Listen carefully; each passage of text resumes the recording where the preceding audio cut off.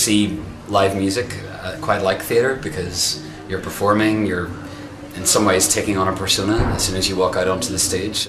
I had been reading a lot about vaudeville and music hall from the early 1900s, and I noticed a lot of the performers had stage names such as Duke, and I thought that would make a fine name for myself. And the special part comes from the band The Specials, who were very popular in the 80s. Been going for 10 years now.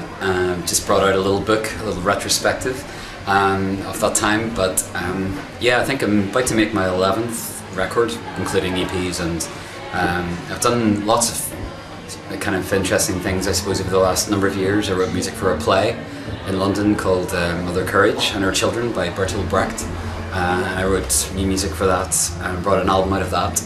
And the play came about, I was doing a show in America, and a lady called Fiona Shaw, a really great actor, saw me play, and I suppose they started a thought that maybe I would write this music for Brecht's Mother Courage.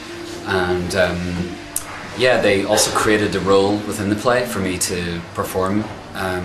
So that was, we did that for 4 months in 2009, at the end of 2009.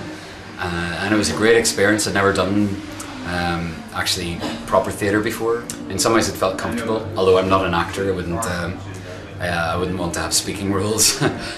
Most recent record before this current one was an album based on old photographs at the Met Museum in New York, where it was Alfred Stieglitz, Edward Steichen and Paul Strand, and I composed 12 songs that were based on these beautiful images. But yeah, the one I'm about to release is album number 11, and it's called O Pioneer.